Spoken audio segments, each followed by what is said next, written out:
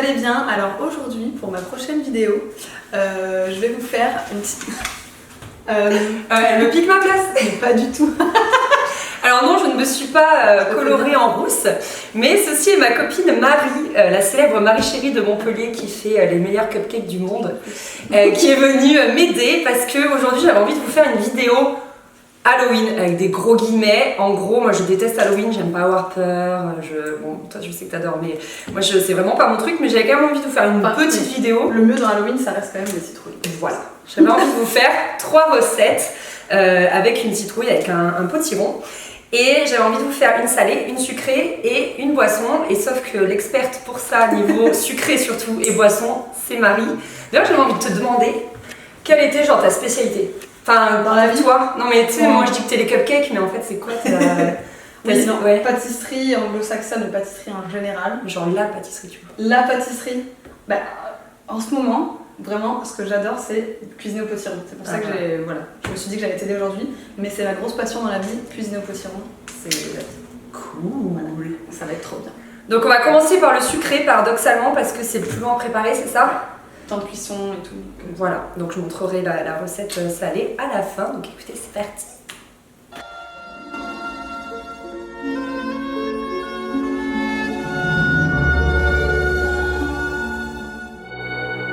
La première chose la plus compliquée, comme toujours, c'est d'éplucher votre potiron.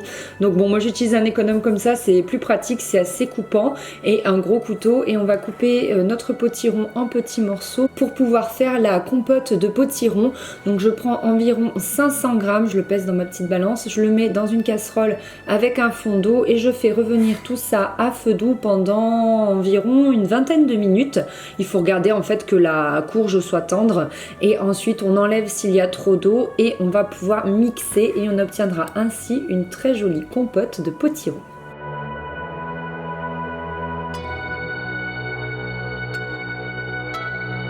Pour notre gâteau pumpkin bread, il nous faut 425 g de purée de citrouille, 200 ml d'huile végétale type huile de colza, 250 g de sucre cristal, 250 g de vergeoise blonde, 150 ml de lait entier, 500 g de farine, 4 œufs,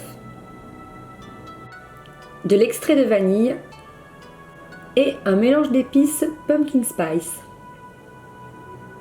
Pendant ce temps, je mets à préchauffer mon four et je le programme sur 180 degrés pendant 1 heure.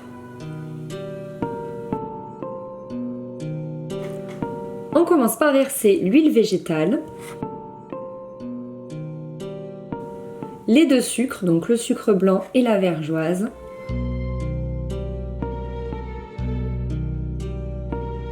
On casse nos 4 œufs et ensuite on va tout mélanger au batteur. Donc au batteur, ça permet vraiment d'avoir un mélange beaucoup plus homogène.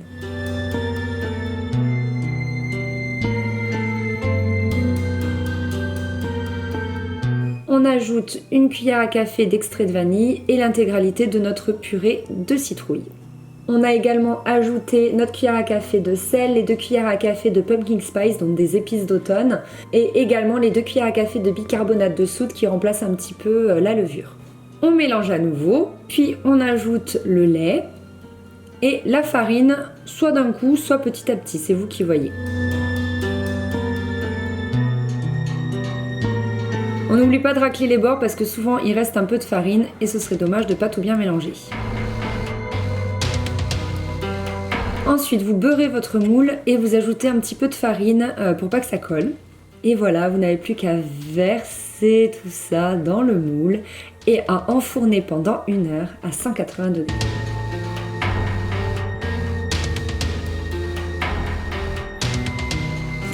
Voilà ce que donne le gâteau tout chaud une fois sorti du four.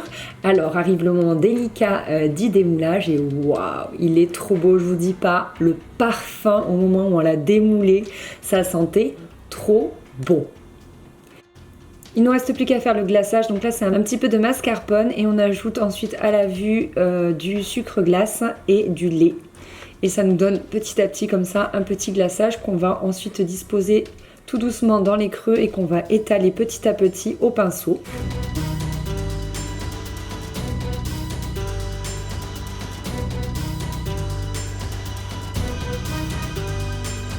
On parsème de graines de courge et tada!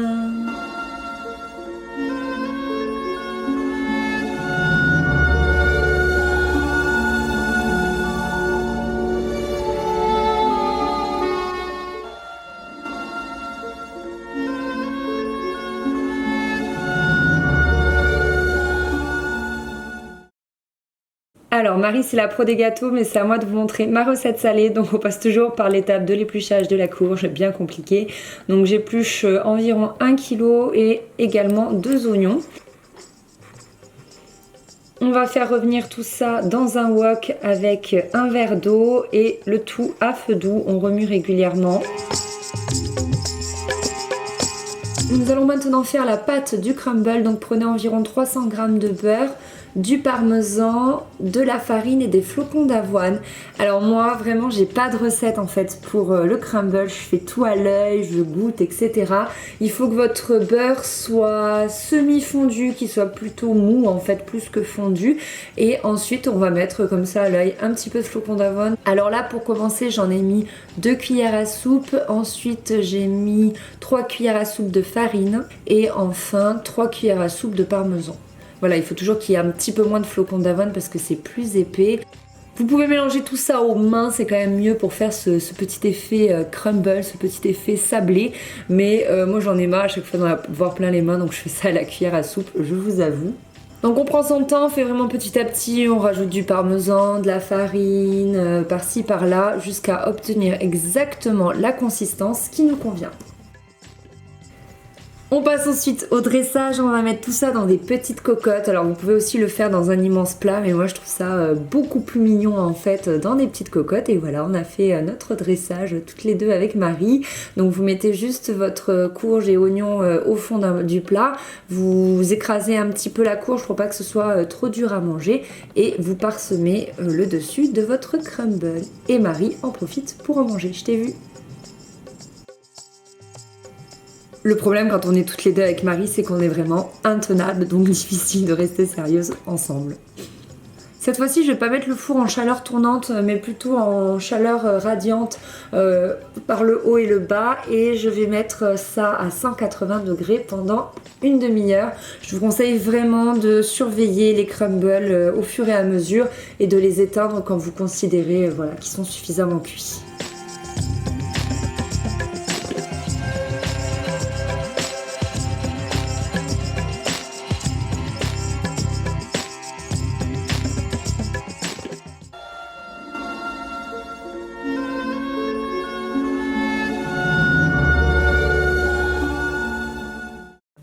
On passe maintenant au sirop, donc au fond de ma casserole il y a 235 ml d'eau, je mets 75 g de purée de citrouille.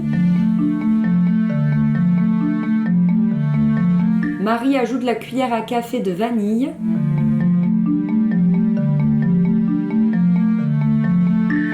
Puis je mets les 135 g de vergeoise blonde et on termine avec une demi-cuillère à soupe d'épices pumpkin spice. Alors pour la recette, je vous la mets en barre d'infos, c'est un mélange d'épices.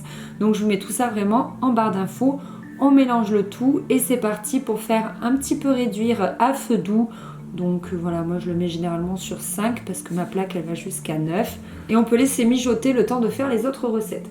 Alors c'est un sirop, donc vous pouvez vraiment le garder au frais pendant environ 2 semaines. Donc on met un fond comme ça dans des petites mason jars. Et ensuite on n'a plus qu'à ajouter le lait. Donc vous mettez vraiment le lait de votre choix. Lait végétal ou animal, bref ce que vous voulez. Et c'est vraiment délicieux, ça a le goût de l'automne. Enfin c'est vraiment la boisson réconfortante de l'automne par excellence. C'est super bon à boire chaud ou froid, moi personnellement je préfère chaud. Et voilà, bon appétit!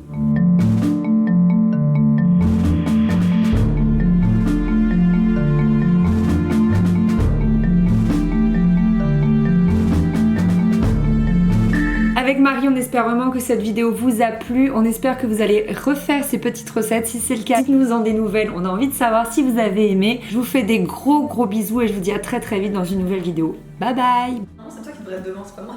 Oh mais toi t'es plus grande, t'inquiète plus petite. Je suis petite, non, c'est l'inverse. C'est pas du tout naturel, c'est le plus comme voilà, on a Déjà, normalement, je suis pas d'intro, moi. Bah alors pourquoi tu veux faire Ah, un je suis pour beaucoup plus expliquer grande. Tu te dégages, putain. Je te mets là.